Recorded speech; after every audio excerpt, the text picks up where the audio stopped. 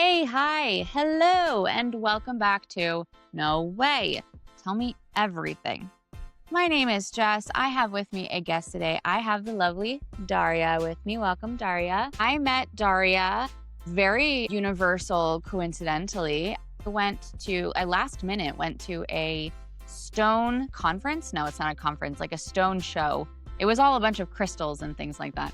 A friend randomly wrote me on the day and was like, hey, did you know this was happening? I did not. I went. And as I was perusing, I actually saw a really beautiful oracle deck on a table first. So I was drawn to the oracle deck, and you had a sign out that said, pick a card and see what the message is. So I did that. And then we started talking, and you had some really beautiful crystal jewelry that Darja had made on display. And we ended up talking for a little bit and connecting and meeting up for coffee. And now Darja attends the spiritual meetup group here that we have in Copenhagen every third Monday of the month. And we formed a little friendship from there. And I think that you have some really lovely things that you're working on that would be really great for people to know more about astrology and crystals and how they can work with them. So welcome to the show, Darja. Would you please do a formal introduction of who you are and your background and let them know who we're talking to? Yeah, hello everyone, and hi Jess. Thank you for having me today and inviting. As Jess says, I am the crystal girl. I make handmade jewelry from stones and crystals, and I combine it with my favorite tool of astrology that I use a lot. But at the same time, I'm not all that spiritual because actually my background is in science and I'm studying food science at the moment.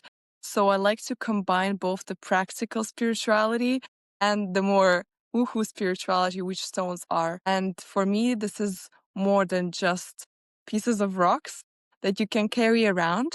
But these are the things that once helped me get out of depression when I was younger.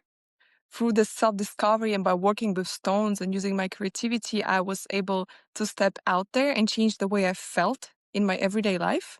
So that's how I ended up afterwards sharing this knowledge with others, as well as creating different kind of jewelry, talismans, amulets for people so that they can also change the way they feel, even if they are feeling already at peace and they're good with their lives, but maybe they want to scale up and have a bit more abundance in their life. Or people who are actually facing a lot of difficulties in their mental health, struggling with anxiety, and then having something that can be their grounding torch in their life so that they can relax their nervous system down.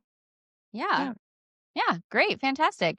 So, I have not done a whole lot of talking about crystals on this show. Crystals are something that I also use and find a lot of comfort in. I kind of think of them like friends. I feel like I practice a lot of animism. If you don't know what animism is, it is basically that everything is energy. A lot of things have a soul, are living. So, plants and things I treat as living. And also by proxy, I treat my crystals as having a form of sentience or knowledge within them. And of course, there are a lot of crystals that have different, uses or meanings or things. And I'm not an expert on it. Maybe you could speak to that. But is that, I kind of go by what the experts say, right? But do you know how people know what crystals are meant to be used for what kind of purpose? This is such a great question. And I think there are the most two different contrasty ways how to approach this. It's the one of looking into history and how it has been used through history, like, for example, consulting, even someone on Pinterest. But the second way is more intuitive way where you lean into your spirit and ask what the stone is for. And I think the best way to do is to use both, to be curious. How I started out myself, I could share a little story of like this 15-year-old girl sitting at 3 a.m. in her room, feeling depressed, crying, and then opening up Pinterest feed and seeing this. It was like a laugh spell, make him stick to you like a honey. And at that time, I was going for a breakup. So it was just what I needed. And then I saw the recipe. It was like rose petals, honey, candle. I was like, I have all of this. And then you needed the rose quartz. I was like, what is that? So I went on researching. I found out that rose quartz was in fact a stone. And I remember that my mom used to tell me about something about the stones. And it seemed quite beautiful, but it was in the middle of the lockdown. So you could not go out and find a stone, right? So I just stuck to my Pinterest and started reading all about the stones, about different shapes. Like, what does it mean if a crystal is a tower? What if it's a tumbled rock? What if it's a raw stone? What are the different, like jasper, pink quartz, rose quartz? What do they mean? What are chakras? And it seemed super fun because all of this knowledge was based on history.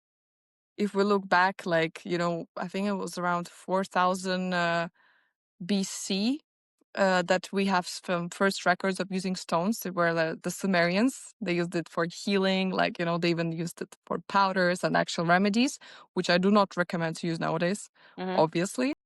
Then there were Egyptians who even like put the stones into the tombs, like the cool story about putting the green stones instead of a heart of a mummy.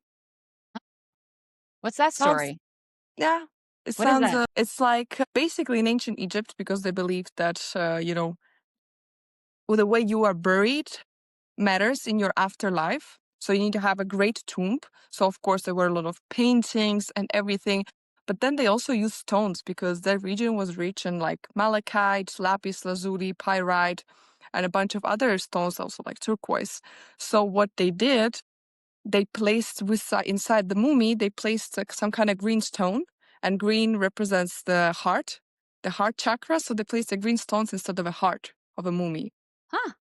You know what? That's so interesting. Also, side note, I just filmed an episode where I was talking about gods and goddesses and how, like, when you look across all the globals, like, there's a lot of similarities. And it's just interesting to me that I feel like these were just ways that we experience the world, and how you explain them was based on, like, your culture and your landscape and whatever.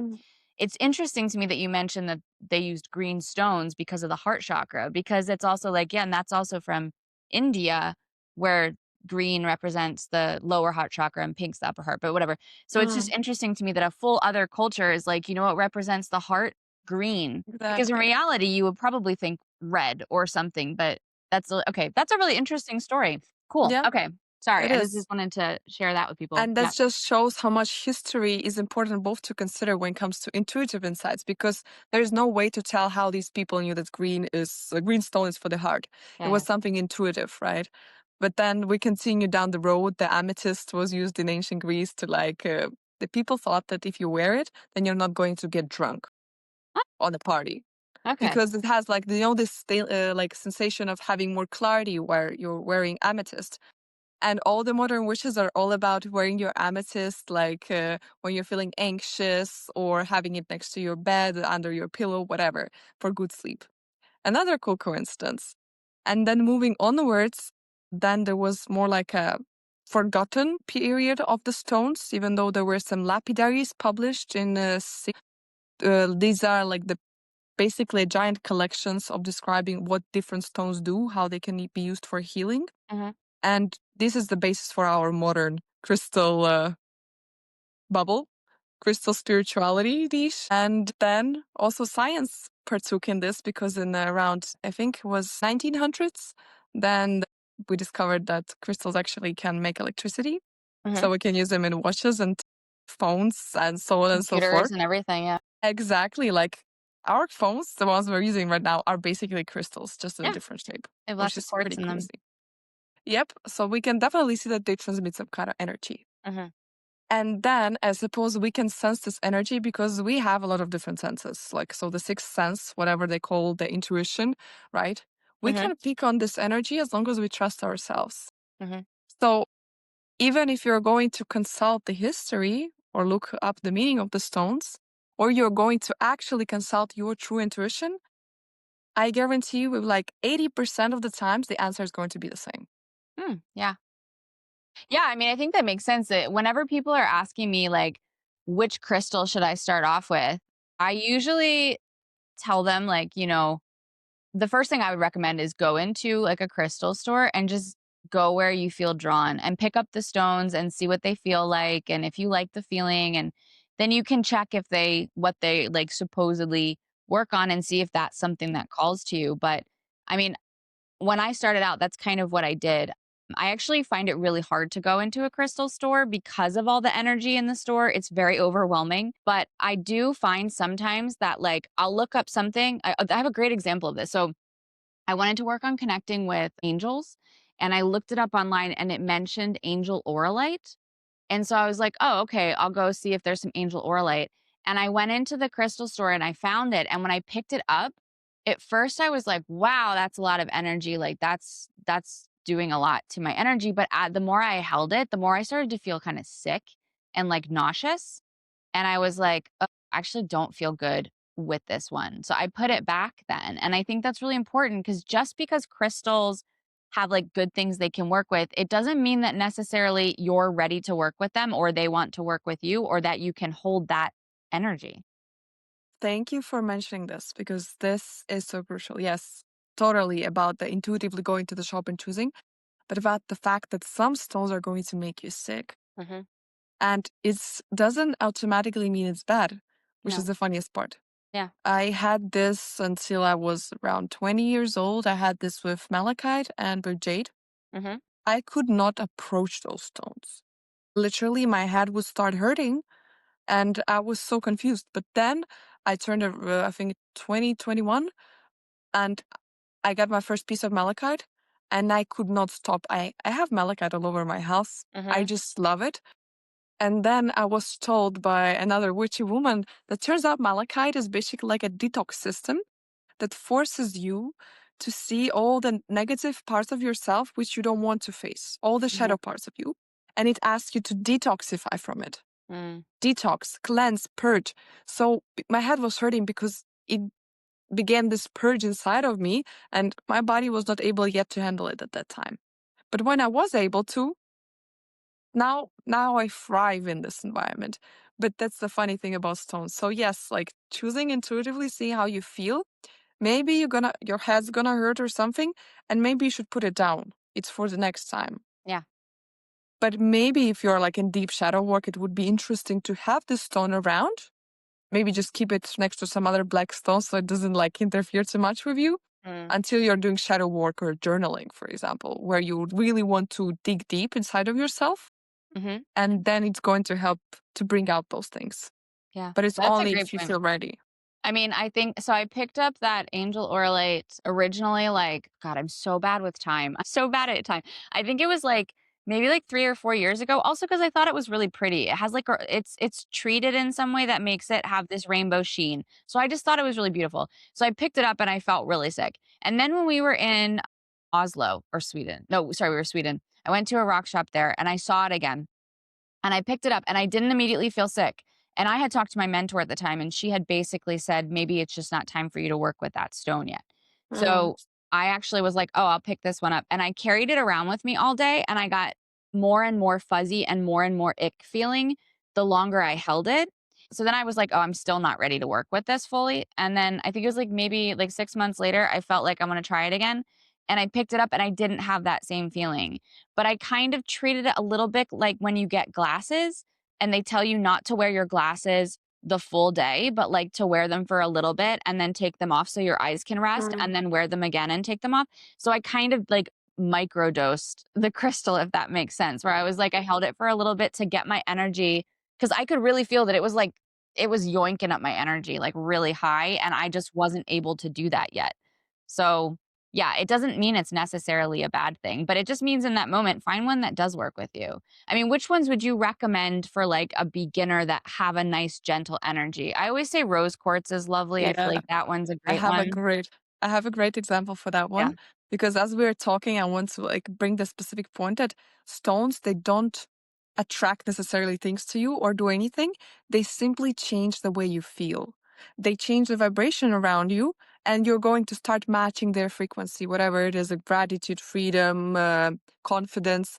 But you're just going to start matching their frequency, and then from there on, it's going to develop. So stones are really great tools for that. And the beginner's stone, the most friendly one and the most gentle, is definitely rose quartz. Mm. Example for this, I just had a Christmas market and it was a very regular one. It was not, the target audience there were not spiritual people. So I could see how regular people, you may call them, from Denmark would come to the stall, and most of them on one day, I got my pink quartz sold out. Mm. I had like towers and a bunch of tumblestones and the bracelet and everything got bought because people felt this gentle and soft energy. It's like they wanted to step into the like spiritual part of like working with stones, but they were not there yet. So it was like their safe way into it because it's like a self-love stone, self-care. So it has a very gentle vibration and simply invites for tiny bit more openness. It doesn't crack you open like malachite does. It simply invites you to be more gentle towards yourself. And that way you become more gentle in your relationships, you attract better relationship because you treat yourself better. People compliment you because you feel more attractive while being in its aura, in its energy. Then another stone I would definitely also say is amethyst. Very safe option to work with because the only thing it does, it brings more clarity and it soothes this anxious monkey mind that we all have. And it's really great to use it like when unwinding, meditating, in your bed. In general, it's related to the your third eye chakra, which is also a center of clarity. And I think if you just get those two stones and start to play around, you're slowly going to understand how the stones work. And then you're going to get your third stone. Maybe it will be clear quartz, or maybe it will be something else. Then it gets a bit more individual to person because we all have, different feelings that we strive to achieve in life or something we're working towards. Like if you're working to maybe make more sales in your business, you're more working on that confidence or the fear of being seen. Or another person could be still working just on their relationship with their mother. They want to feel safe at home and communicate more clearly. So that's when different people will go for different stones, different ways. Yeah. Yeah. So let's talk more about that because that was a really interesting thing that when we started talking at the crystal market, um, I had, I don't know why, but I love astrology too, but I had never considered aligning astrology with the crystals that I use. I really only used crystals that were working with the energy of where I was trying to be. And to your point of like, do I want to evoke more self-love? Or also love malachite because I love an ego death and a transformation. And it's like it's a stone that requires a lot of you, like you said, right? But I'd never considered astrology in the mix. And so when we started talking about it and you were talking more about what kind of stones you'd recommend for me, I just thought that was really, really interesting way to think about it. So how did you kind of get into that? Okay, that's another spiritual attuned story. So it was, I think, May 2024, where I just was wearing my moldavite pendant, which I made with some wire and some stones. And one of my friends came up and said, "Wow, where did you buy this one? I also want one like this." I'm like, "I didn't buy it. I just made it because I needed to carry it somehow on me." And then the friend was like, "Oh, that's super nice." One day after, another friend comments on my pendant, which I've been wearing for a year Hmm. at that point, and they say the same thing. And that makes me question, should I start, doing some like jewelry for other people? And then I literally have a friend who comes up to me and asks, "I saw that you can make pendants. Can you make me one from stones?" Mm. And so it started rolling on from there on. But as I have my Virgo meet heaven, the 10th house in Virgo, it's for those who are not familiar, 10th house is our career and public life, the way how we kind of have a reputation and work best in the public life. And Virgo is very practical, structured, and controlled. So I knew if I'm going out there, I need some structure. Mm. Otherwise, it just cannot work. I cannot be all fluffy and things. So I was trying to figure out if I want to use the fact that different stones are related to different elements, as for example, the amethyst is related to air or the carnelian is related to fire. But then it seems a bit insufficient. And then I knew that I'm already quite good at astrology. I know some things. Maybe I can research more on how different stones relate to different zodiac signs because you always go to the shop and see this. If you're Cancer, your stones are carnelian, pink quartz, or whatever, moonstone. Hmm. And there are these gift sets with astrology signs. And a lot of people come up to me and ask me, "Oh, I'm a Taurus. Which stones could I use?" And that's when I go nuts because it's not that simple. Hmm. Same way I The feel about general astrology when people are like, I don't identify with my Scorpio. I'm like, well, it's okay. It makes me like my whole body's clenching, and I'm like, okay, I will still recommend just because you're asking, but I will tell you that it doesn't. It the chances are only 5% that it's gonna work. Mm. And I was researching, and then I was like, universe, I need something more specific. This is fluffy. Mm. And so I was in my hometown. I'm originally from Riga, Latvia. And there I had a free time. And I just was walking down the street and I saw there was this weird bookstore. Like, it was super weird. The name was like very not typical. It was not owned by any chain. And I stepped in and were just piles of books, piles of random books. No price tags nor anything. There was just one person sitting doing something on a calculator. Like, super weird place. And then I started looking, and the books were very spiritual. Some were about Hare Krishna people, some were about Buddhism, some were about Qigong. They were in Latvian and in Russian, and I know both languages, so that was good for me. And then I just went to this farther down corner, and I see this astrology corner, whatever that was. And there were some books about the lunar cycles, how to read like your north and south nodes to tell your destiny. And I was getting excited. And then I saw this one blue book called Astrogemology. And I was like, my freaking God. That's what I was asking for. I have no idea what was inside. I just took the book. I went to the cash register. I was like, this one. I didn't even ask for the price because there was no price. And then she just said like it was 20 euros. And I was like, whatever. I just pay that. It's fine. And then I came home and I started reading like everything in that book. And he started explaining the concept of how every single stone, like, it's quite translucent.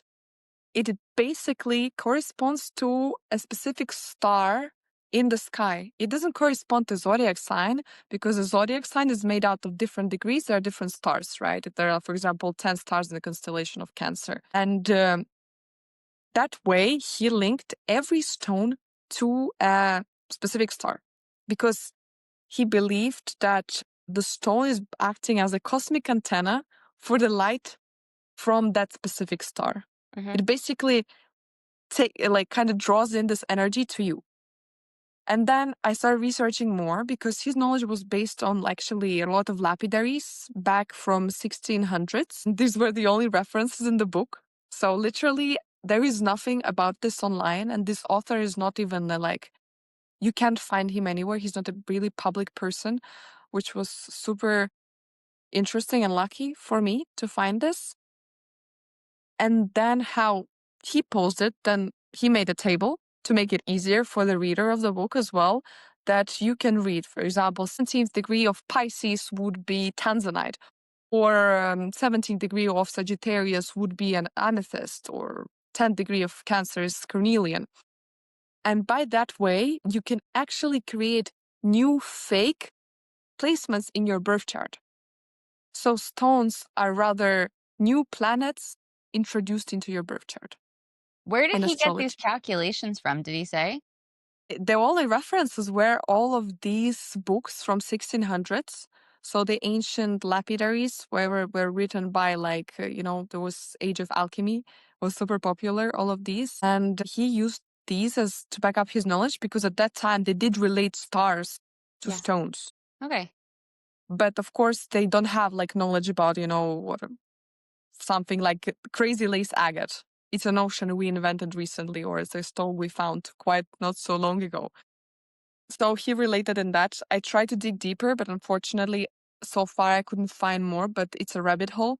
Mm-hmm. I can say that. They usually are these subjects. Yeah. Yeah, but it's super interesting. It can be someone life's work, Mm. that thing. And basically then how to merge astrology in a more professional way is to look at the person's blueprint at their birth, Mm-hmm. how basically the light left imprint on their body, how's their character, and so on and so forth, and then see the most charged aspects in the birth chart, like oppositions or squares, or see areas where there's a lot of tension.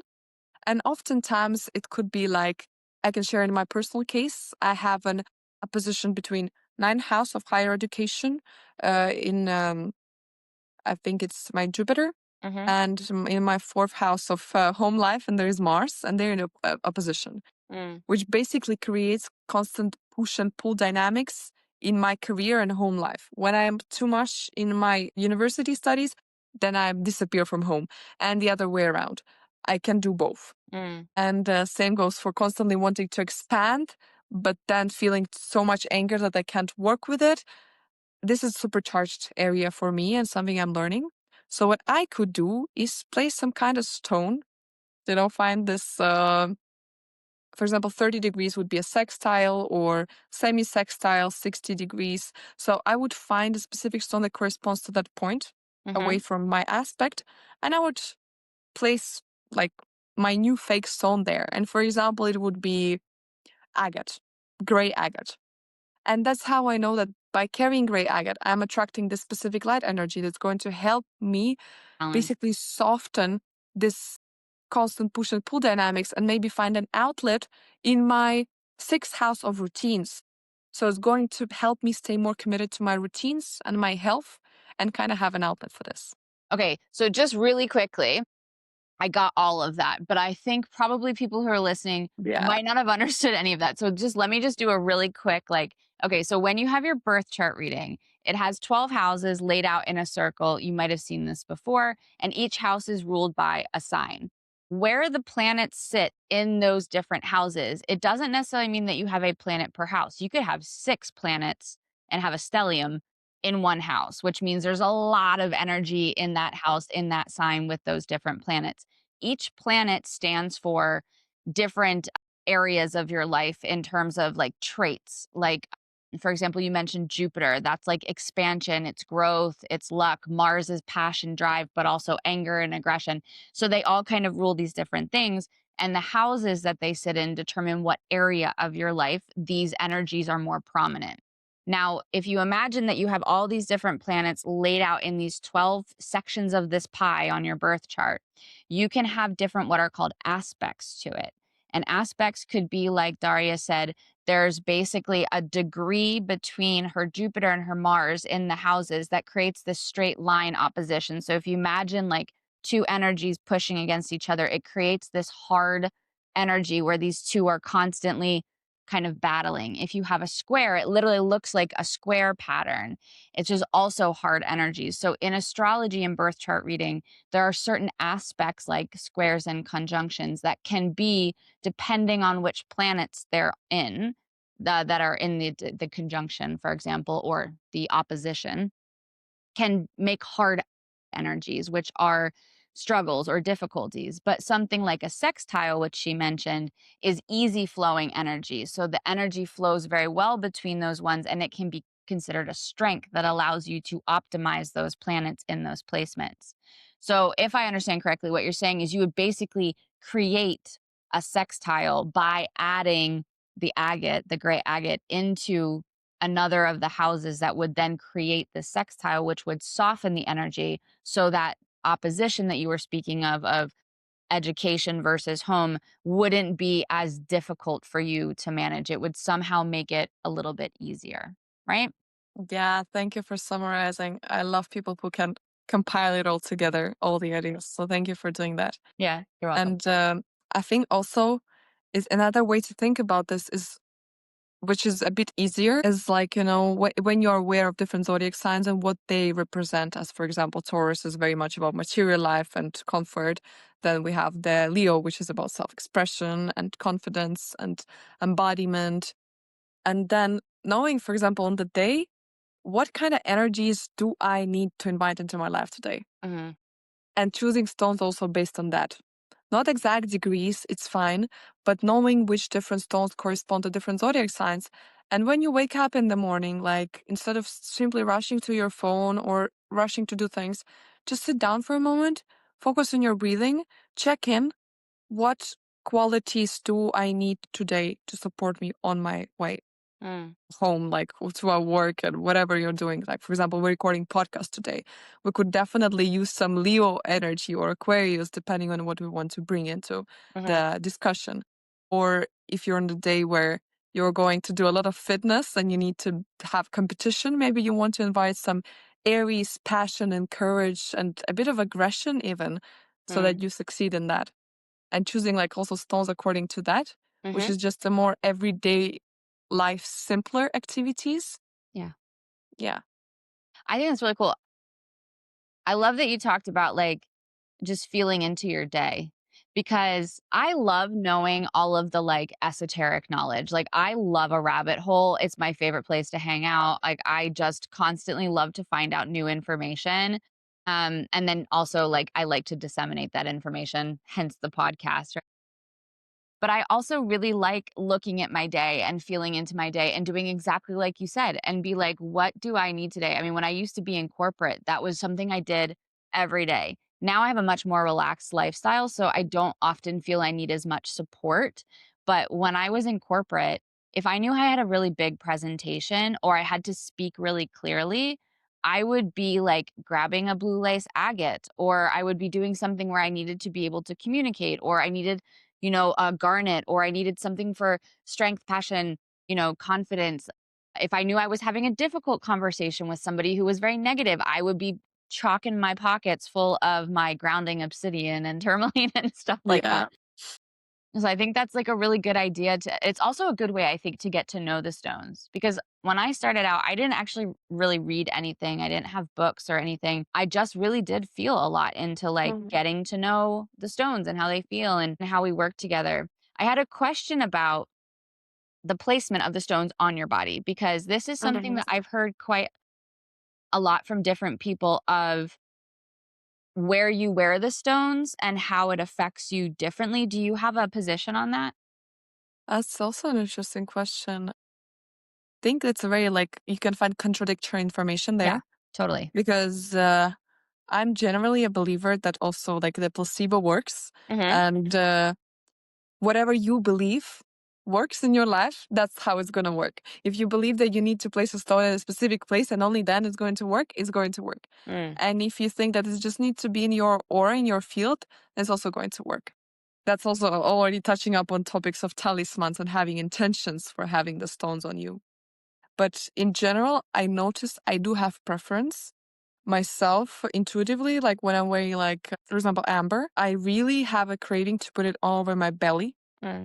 So even if it was a pendant, it would be super long one wearing over my belly. Whereas the solar plexus chakra, and it's the energy of the sun, kind of drawing the vitality into your body. I do have the urge to do that. Or like wearing blue stones closer to my throat. Mhm. Or if I'm also wearing black stones when I want some more protection, like obsidian or labradorite, different things, I would wear it close to my heart as a filter, Mhm. but it's something also very intuitive. I know about a lot about rings, and in general, the left side of the body, when you think about left, is what you want to receive. The right is what you want to give. So for me, I typically do it like that. On the Mm. right side, I just wear stones, maybe if they're just pretty and I just like them, or maybe I could wear some rose quartz Mm. for people to feel more love from me. But in general, if I want my stones to work for me, however like crazy that sounds, but kind of like work for me and help me as well, a taste of state of being, I'm going to wear them on the left side. Same goes for rings. Mhm. As for example, if you're wearing some stones which are for confidence, self-expression, I would wear them on the thumb finger. If you know Karl Lagerfeld, it's a very big designer. You can always see him wearing his giant gemstone rings on his thumb, and he's a great like an example of a character who's very Martian.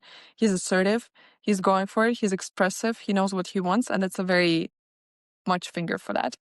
Then we also have the what is Pointer called the finger, pointer finger. pointer finger. This one is typically ruled by Jupiter. Mhm. So there you can wear your abundance crystals like citrine, or also maybe some amber, maybe even like carnelian or gold sheen obsidian, pyrite, something that works for business. So you can have more sort of determination and confidence when it comes to business and Mhm. money pursuits. Then you also have your third middle finger. There are a lot of people who wear rings on it. If you will notice in corpos, like higher up bosses, even if they're not into crystals, they oftentimes wear rings on that finger because it's a ring of control. It's a finger of Saturn. Ah. So people who unconsciously wear rings specifically on the middle finger, you can already determine that most likely they have a tendency to be controlling. Not in a bad way or in a good, like it's just neutral, but they definitely are the ones who are more controlling. I'm gonna keep an eye on that now. Now I'm gonna be looking at Yeah. everybody's hands. And same goes like, if you need a bit more structure in your life, you should wear like your ring on your third finger. Like if you're also a person born on the 4th or on the 13th, like if you're basically in numerology, your number is number 4 for your birth date, then it's also good to wear some things on your middle finger because you're generally ruled by a tough Rahu planet, and it kind of gives more ease in your life. So you do need, What about 13? 13 is middle finger too? yeah, 4th, 13th, and 31st. Okay, interesting. Yeah. All right. And then we have the 4th one. I think we all might already know it because we all wear engagement rings and And wedding wedding rings. rings and everything, yeah. Exactly. They all go on the 4th because that's the Venus finger where you attract more love and emotional flow and everything. I wear my moonstone always on it because I feel like it connects me to my feminine flow, the magnetism, the emotional side. And then we have the pinky one, which is the Mercury finger. And there you can wear things that have to do with communication. If you're working in marketing, I would definitely be a good idea to maybe wear some blue stones on your middle finger or some agates, which also promote clarity of thinking, more grounded thinking. So also maybe if you're a scientist, also a good idea. I Mhm. should try that out. But typically, like, it's just that, I don't know, I don't like having something on my ring, like the The pinky pinky finger. finger. Yeah, but that's also a way to do it. That's my approach to how to do it with the body. So typically left side, the Giving. receiving, right thing, the one that gives. So then you choose what you want on the day as well. You mentioned how you should maybe wear it on your pinky because you're a scientist. And I'm actually really interested in your opinion of this because so I do a lot of witchcraft stuff, as everyone knows who listens to this and you know as well. And one thing that I've been gathering research on and creating, I want to create a series on is the science behind witchcraft. Because obviously, like, I don't need the science to know that it works. I have experienced that it works for me. And to your point, placebo effect is still a thing in science where it's like it works, that's why it's called the placebo effect. Who cares? But there's a lot of people who do need the scientific to understand something in order for it to be real for them. So I'm working on this series of the actual science and psychology behind why witchcraft is effective. And I'm really interested in your understanding and how you think about crystals because the scientific research around crystals is, of course, that they're energy conductors and things. But when it comes to them affecting our energy or attracting, or even astrology, really, which doesn't have scientific backing, how do those two sides of yourself kind of not because I don't believe they can. Don't get me wrong. I have those sides. I just really interested in your and how you go about reconciling this, to what you said woo-woo side and the science side. Yeah, that's also really, thank you for bringing this up. It's super fun to talk about how science and witchcraft actually they go in hand because the truth is one. That we all know that spirituality is all about finding this oneness, and no matter what you believe. And as I have this scientific approach, I wouldn't say that I'm this crazy person who needs science paper for everything and a reference. I'm very trusting, and I know that's something maybe I should also be more minded about, but I trust my intuition. And I found something that I feel that scientifically works with stones. When you research in psychology and body therapy, nervous system regulation and parasympathetic, sympathetic nervous system. For the ones who are not familiar, sympathetic nervous system, it's the part of our nervous system that has this fight or flight mode where we get the adrenaline, we get things done, we rush, and we need to have it. It's something that gives us athletic performance. It helps us to run, present really good, do things in short time. But of course, it's necessary in moderation because otherwise it's too much adrenaline and too much stress on your body. So to balance it, we have the parasympathetic nervous system, which relaxes our body, induces the state of sleepiness. It's the digestive system mode. It's where we relax and digest.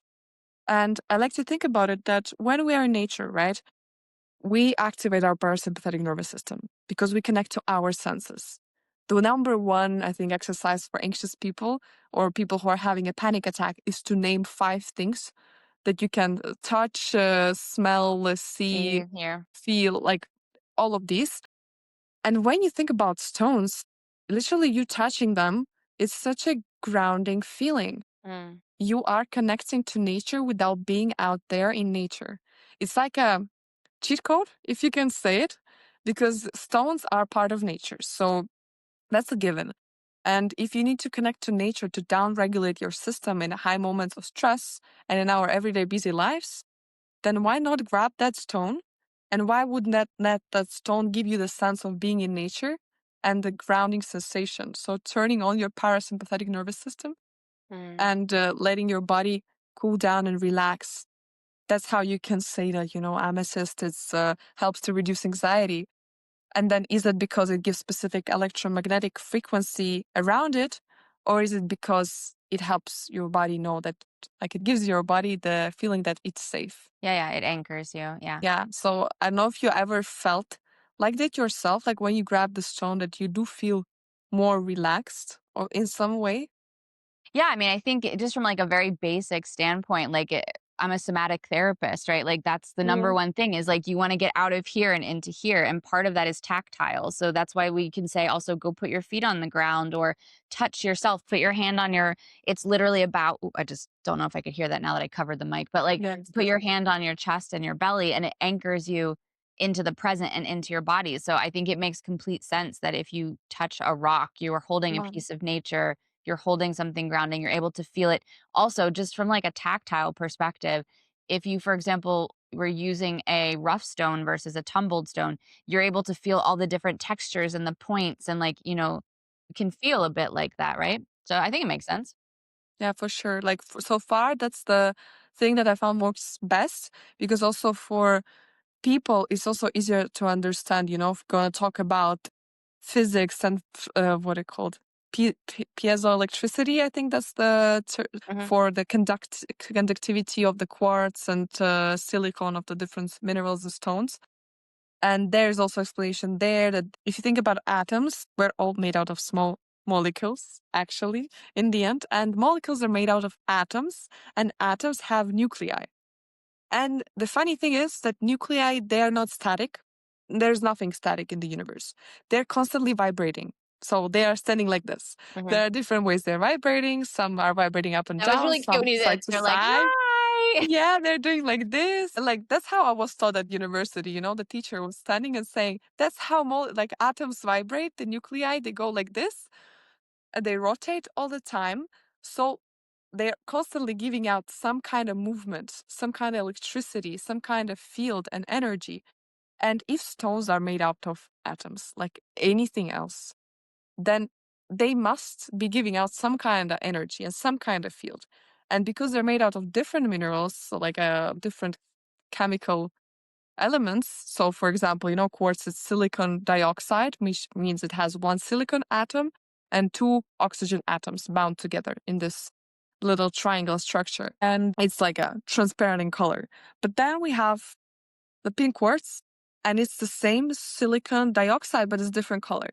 Why? It's because it has some iron inclusions in it. So it has this ferrum, Hmm. iron ions inside of it bound to its structure, which means that already iron vibrates differently. It has more energy. We know that in the chemical table, iron it is a bit higher than the oxygen, so it has a higher molecular mass, Hmm. meaning that this vibration will be different. Hmm. And in that way, when you think about other stones, they have copper, they have, I don't know, whatever, calc, a lot of different things. And based on those elements, I guess they also vibrate differently. But that I have no proof of. It's just something that I also feel definitely could be the case after having studied chemistry quite in depth. Hmm. Yeah. For anybody who's watching this, if you're like Jess's face is so serious, it's because I'm concentrating a lot to hear what Daria is saying. Because while I enjoy understanding the science behind things, that has never been a forte for me. So I love having a scientist on who's going into this stuff because it's so fascinating to me. But my brain is like on hyperdrive, just paying a lot of attention. That's It's always fine. been my thing, but Yeah. I think that's fantastic. Like I'm the same way. I think to me, I view science as super useful. First of all, let me put that out there and helpful in what we need and learning about things and whatever. But I also think it's another way of explaining the world that we experience, right? And so it has benefits. I think for me personally, I would never want to fully rely on one way of understanding the world, because I think what I feel a lot around a lot of people who have a very strict way of viewing the world is that they miss out on a lot of other experiences and a lot of ways of understanding things, because they're so set that if it doesn't fit into this way of explaining, then it's not possible. And to your point with crystals, there's not a lot of, I don't think there's any real scientific proof or evidence that any of this, holding a crystal will help you change your energy to bring in these things, whatever. But the anecdotal evidence that all of us who have worked with crystals feel, or people who do crystal healing, or any of these different ways that people work with crystals, anecdotal evidence, I think, is extremely valid evidence as well for me. And to your point, even if it's a placebo effect, if it's not hurting anybody, it's still working. Who cares? Exactly. Why not use what is already given to us? Like Yeah. nature is here to provide. It gives the resources, and it's like, my hot take is actually, even though I'm studying science, but I think science is like a manifestation of trust issues Yeah. because you don't trust what you sense, right? So Yeah. you Yeah. need to prove, like to view something to see it. Yeah. Yeah. But I mean, there's been a lot of interesting, I mean, I have this discussion with, I have a lot of friends who are very science based, in that if it's not shown up in science research and backed up, that they won't believe in it. They're just like, it's not, that's not true. Uh, And I'm like, that's fine. That's your prerogative to have that worldview and everything. But I think also there's this situation that a lot of the scientists that I know, a lot of the doctors that I know, there isn't research on these things because there's no one funding the research on these things. And exactly. in some cases, there's also not equipment that's needed to measure these things. So until we have equipment to measure some things, science literally cannot try to measure them.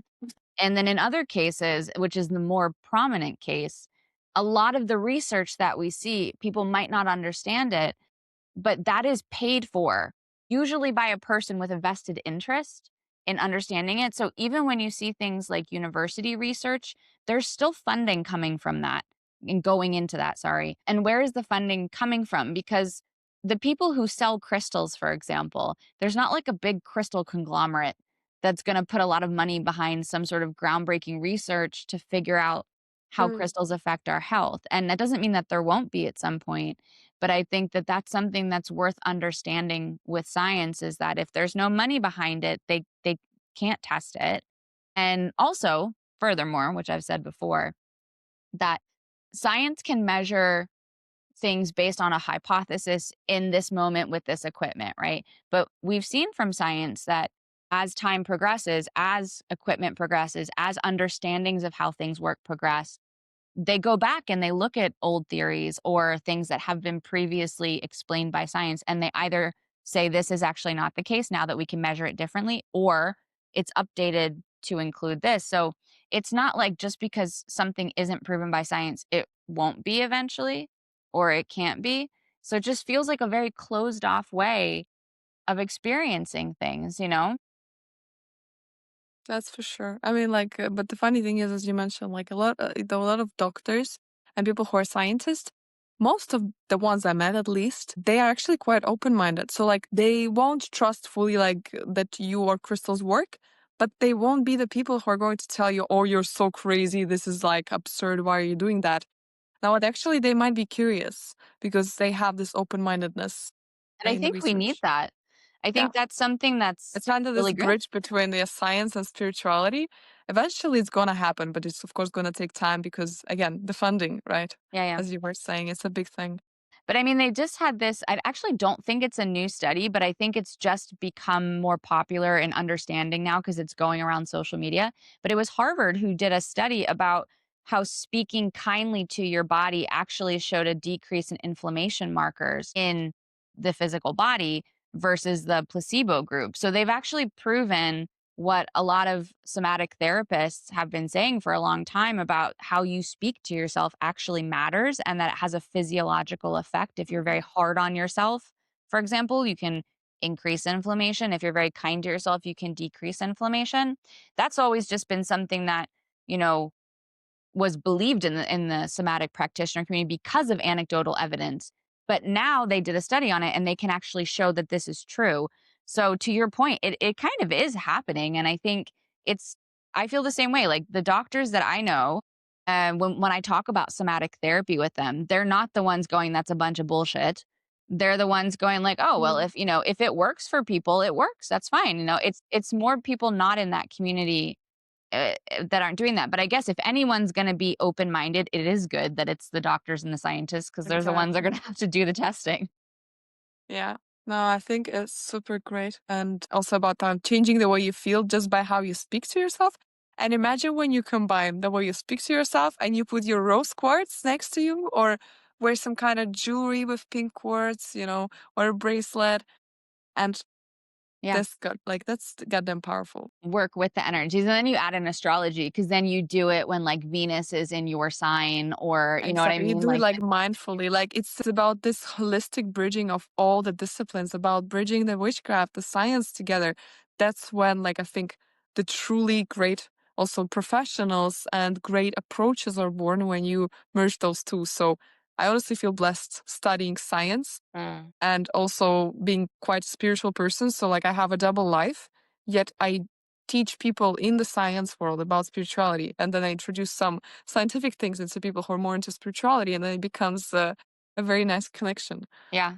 I Yeah. mean, if you look back into ancient Greece and stuff like that, the scientists were the philosophers. Like it Mhm. wasn't split. It was very much trying to understand the spirituality and the philosophy through the explainable, like how they could actually explain things. So it's more like in the modern world that was like this weird idea that those two things can't coexist. I feel like in Right. general with any belief system, there is this rigidity in some people of like you can't, it has to be one or the other. You have to choose and it's kind of like, but who said that? Like why do It makes me want to mention the fact that I just have a friend. She's studying these IT technologies, something about humans and how the way they communicate. I'm not sure fully, but we were once talking about this concept of us humans trying to simplify everything Mhm. too much, Yeah. and rather than trying to understand complex ideas in their full complexity, but in a simple way. So, like, not reduce something to a single thing, so as like, this is science, this is witchcraft, but have the complexity and yet put simple terms to it. But Mhm. we try to, like, avoid talking about like acknowledging that life is complex, but rather be like, no, no, it's simple. It's here and here and here. Yeah. So Yeah. she's doing her master thesis on it. So I have high hopes Yeah. that it's going to be some cool research out there. That would be really interesting to see. I mean, I think it's exactly right. Like, everything can feel overwhelming. So as a control, to your point about like control, like you try to understand it by diminishing it and making it into a smaller concept. When I think that there is so much beauty in understanding that we truly don't know anything. I can't remember what that saying is, but it's like I know nothing and therefore I know everything. And if I know everything, I know nothing. Yeah. And I think that's really beautiful. It's actually kind of funny because I had this video go absolutely crazy viral somehow on Instagram and TikTok the past couple days, and it has to do with religion. And this one woman wrote like that I was obviously very confused about my religion because I'm talking about how I believe in gods and goddesses and I believe that Yeshua is a person, I believe in a creator. And she's like, sounds like you're very confused. And I'm like, I don't know why you would think I'm very confused. I think I'm just I'm very good. open. Like I just believe in I believe in this for now. It can change tomorrow if I have a different experience or other sort of knowledge. I fully accept that nobody knows for sure 100%. Like I've never met any sort of modality or religion or anything where I was like, that is 100% it. That is it. Like, That's so true. you know? Yeah. Yeah, same goes for crystals, like taking it like whatever you read online as well with a grain of salt and asking yourself and your body, okay, what is my truth? Like I always like to visualize a straight line from my head Mhm. rather than something from the side, thinking, what is my truth here? Is this stone like, is my rose quartz really about self love? Or is it what these two are selling me? Mhm. Maybe for you, rose quartz is something else. And then you're also very welcome to share your knowledge because Yeah. for me, so far, it has been that. Yeah. Yeah. Yeah, Yeah. but No, super but that's so interesting. true. I mean, like that's also why you were saying earlier, like lean into using your intuition. What does this feel like? What do you like? Like maybe for you, green is I don't know, green is something else than what everybody else says green is. And then from a magical standpoint, from my belief system, if you don't resonate with what it is, then it's not going to have the same, it's not going to work the same way because you're trying to force something that doesn't feel right to you. So if you're trying to Exactly. do some sort of like abundance spell, and green doesn't mean abundance to you, but gold does, then you should get something gold and use that instead of the green. Because if you're like, well, I have to use this because that's what I was told to use, but your energy is not vibing with that, then it's not going to hold the same energy and tension within yourself, like within your own belief of what you're doing. And it is so much about the intention, Hmm. as you're saying as well. Like I want to just add an example about what makes stones like the talismans and amulets. There's a big difference of intentionality. The talismans, they have intention to do something for you in your life. So you can ask, you literally can talk to your stone and be like, hey, can you please help me feel more confident or attract more clients? And I have this story because one of the markets I was at, I was feeling desperate. Like I made 100 crowns in 5 hours and the market was soon to close and I Like paid a cheap, $20, so it's nothing. like, yeah. And basically I paid for the stall in dollars, maybe like 500. And I was like, okay, I really need to like do something about it. And it was super hard to change my state of being. So I just went out from my stall. I asked someone else to look after it. And then I started browsing through other crystal markets out there and seeing what people have to sell. And I just saw this woman who was selling a turquoise. And I knew that turquoise is actually a stone for Sagittariuses and good for career and professional life. And I just saw it and I was like, I love it. I want it. And I'm going to wear it as a talisman. And she told me it was $60. And I was like, okay, I didn't even make anything today, but I'm going to buy that for $60 for myself. I'm going to put it on with full blown intention that it's going to bring me clients Mm. this second. And so I did. I went to my stall. I took my lovely turquoise stone and I started talking to it. I was like, okay, dear talisman, I ask you, please, to help me bring clients into my life. Please serve me really, really well.